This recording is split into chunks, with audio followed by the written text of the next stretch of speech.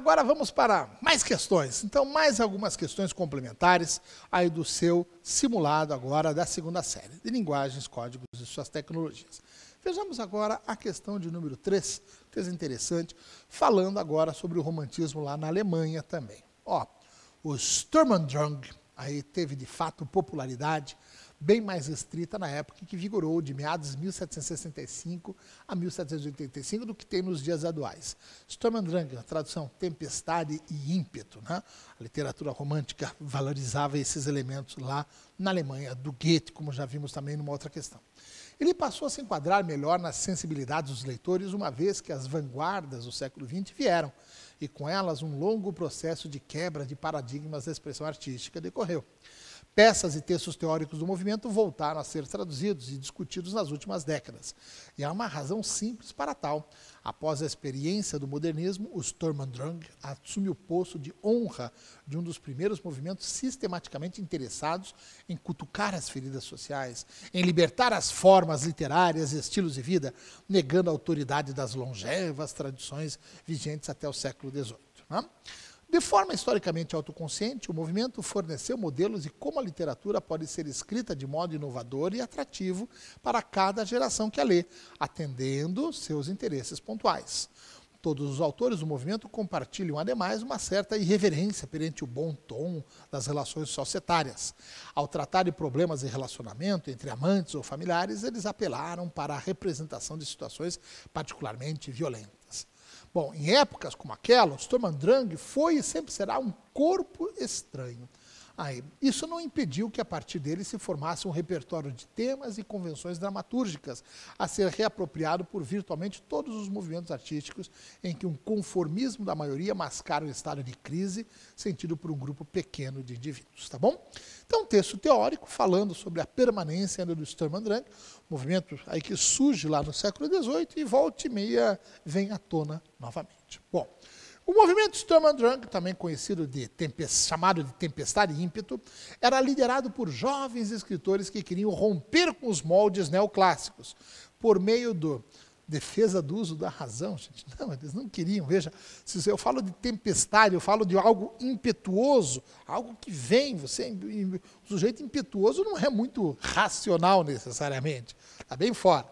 Produção de uma literatura mais racionalista, mesmo erro da letra A, nada a ver, né? Privilégio da razão em detrimento ao sofrimento. Novamente, não, né? Veja, tempestade e ímpeto, até o sofrimento é mais forte que a razão. Combate às regras e a separação de gêneros literários. Tá certo? Ele quebra um pouquinho aquela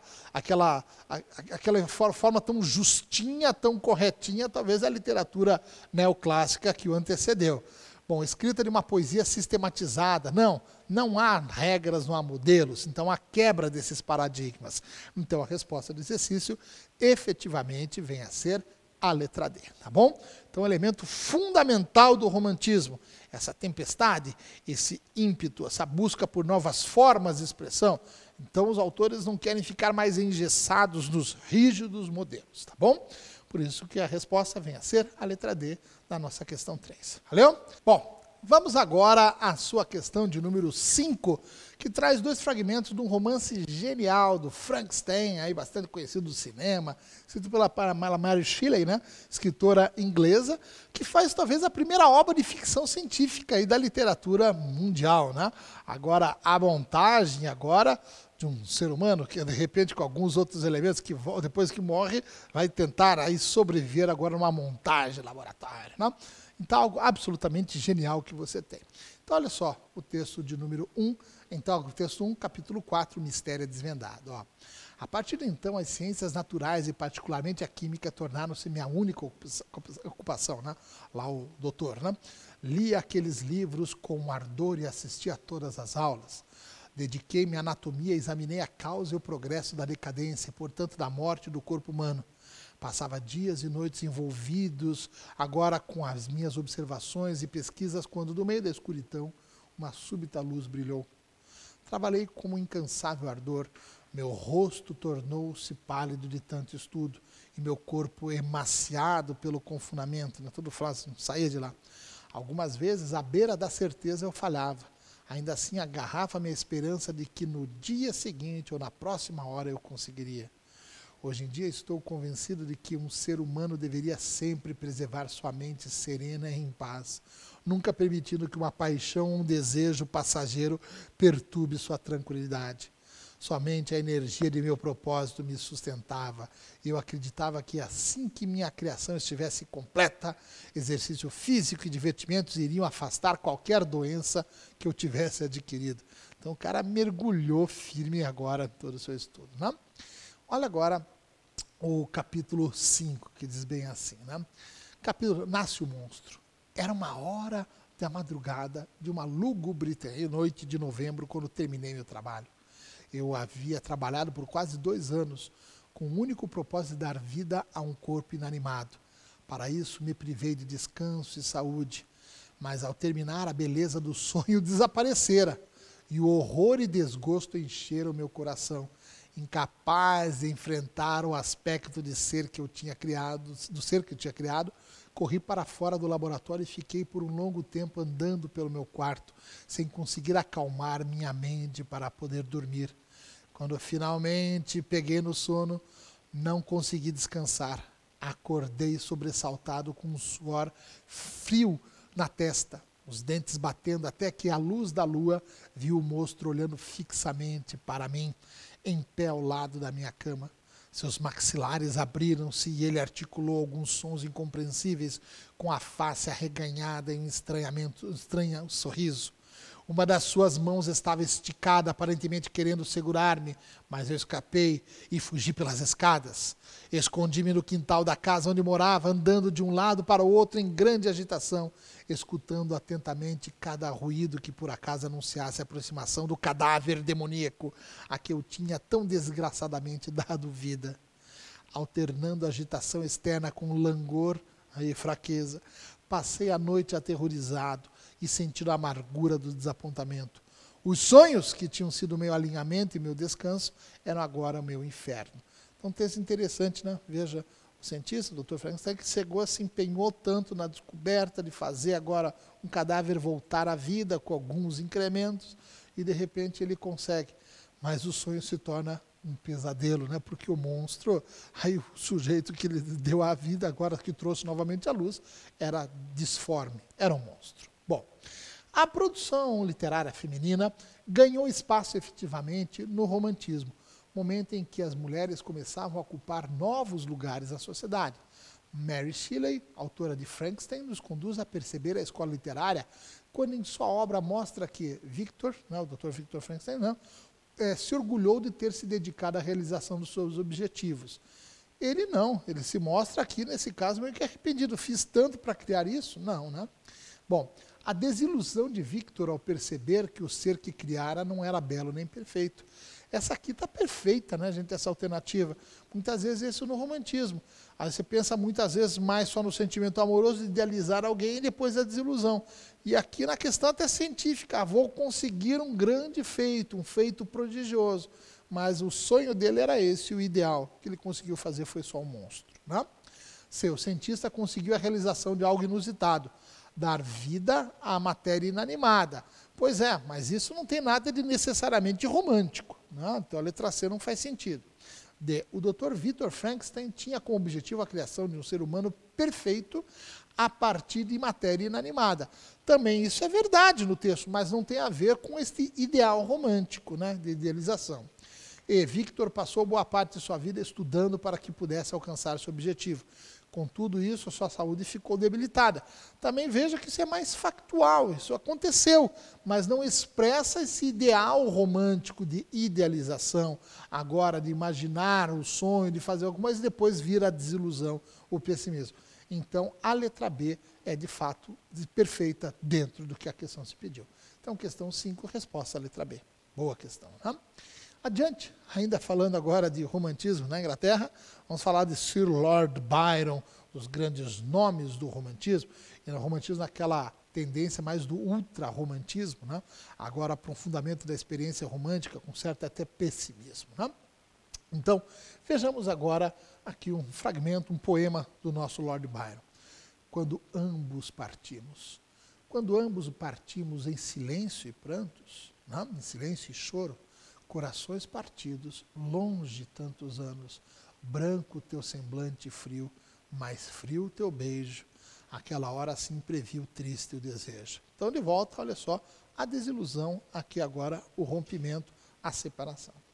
O orvalho da aurora correu frio em mim, aviso de outrora, de que sinto, enfim, teus votos quebraste, e leve a tua fama, teu nome encontraste, já deitam na cama. Tá? Bom, nomeiam-te a mim, som lúgubre soa, tremores por mim, porque foste boa, não sabem que te vi, conheço-te bem. Veja, a ideia até num conhecimento físico, aqui do amor, a questão sexual também. Sofrerei, sofrerei por ti, não o saiba ninguém. Veja, a mulher até um pouco desgraçada, perdeu a sua virtude, enfim, e não se casou. Secretos nos vimos, calado eu lamento que tenhas te esquecido. O espírito ao vento, se acaso eu te vir aqui o verbo ver, né? Depois de anos tantos, como hei de sorrir? Sorrirei com o quê? Com silêncio e prantos, né? Então, por aquele tempo que não volta mais, tá bom? Bom, reconhecido por ser cínico, muitas vezes, não, Lord Byron, extravagante e rebelde, Lord Byron serviu de modelo para os artistas românticos. Transmutou perda e dor em beleza poética. No poema Quando Nos Separamos, o spleen byroniano descortina. Seria o spleen, gente, seria aquela atitude assim de desânimo, de insatisfação, às vezes de, sabe, melancolia diante das coisas assim, sabe, o spleen, aquela coisa mais assim, sabe, uma insatisfação diante de tudo, quando você não tem mais motivação aí para fazer as coisas, né? Então, no Lord Byron, muito assim, sabe, esse pessimismo que vem assim, olha, não adianta, já foi bom, mas passou e não volta mais, assim, incômodo mesmo, né? Bom, então o spleen byroniano descortina, mostra a felicidade, tema central que se encontra nas entrelinhas. Não, nada de felicidade no texto, né? O sentimento de vitória, também você não vê. É uma questão até de uma certa frustração. Né? A possibilidade do amor, pois tanto na primeira quanto na última estrofe o narrador avalia que o amor tem começo e recomeço, mas não um fim. Não, é uma despedida também, né? De a relação de sinonímia, vamos supor, para sentidos semelhantes, que pode se observar em silêncio e prantos, em virtude de suas duas aparições na primeira e na última estrofe, aproximando o seu significado. Não. Se você chegar e for também agora voltar no texto, ó, quando ambos partimos em silêncio e em choro. Ele agora fala assim, depois ele fala no final, ó, quando eu chegar, aqui que ele fala no final, ele traz bem assim, ó, depois de anos tantos, como hei de sorrir? Vou sorrir em silêncio e prantos. Então aí são sentidos diferentes, né? Bom, então olha só, o sentimento confuso, pois na primeira estrofe, em silêncio e prantos, mostra um coração partido e amargo, enquanto na última, com silêncio e prantos, refere-se à emoção do reencontro. Tá certo? Um reencontro que também simplesmente mostra de algo que já foi. Então a letra E seria a resposta da questão de número 4. Valeu? Bom, finalmente, vamos ver aqui mais um poema, gente, agora do Almeida Garrett, em que ele traz o seguinte texto. Olha só. Então, olha o espírito sedutor. Não te amo. Nossa, ó. Não te amo.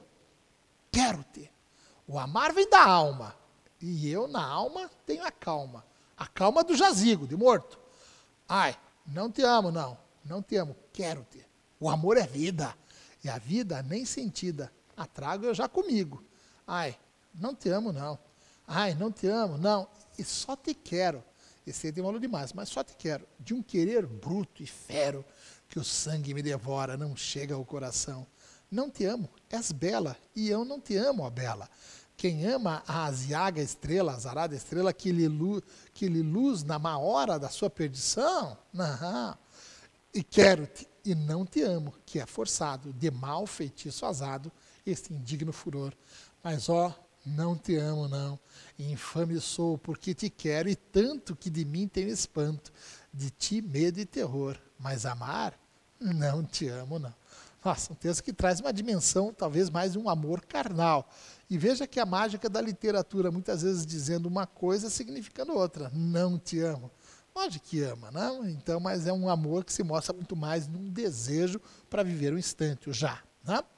Bom, agora, a poesia da primeira geração do romantismo português não tem uma evidencia o período, pois representa equilíbrio entre desejo físico e amor. Não, aqui no caso o desejo físico está mais forte. A valorização do próximo, visto que exalta a mulher amada. Não, a gente também não está nesse caso assim, né? O sofrimento amoroso do eu poético e não da mulher amada, tá certo, né? Ele quer, estou sofrendo com isso, não, quero você, né? Até pode ser uma linguagem formal, agora marcada pelo ritmo, uma estrutura eruditos, não, você vê até uma linguagem formal, mas não é nada tão erudito, tão difícil. Uma visão romântica mistura sentimentos da vida e da alma. Não, ele está deixando de lado a questão agora da alma. Então ele está muito mais numa dimensão de um amor carnal. E ele, numa forma diferente, ele se declara a amada, mas falando que quer esse contato já carnal mesmo, tá bom? Resposta do exercício letra C. Então, este foi o seu simulado Enem, segundo simulado da segunda série. Valeu? Tchau, gente!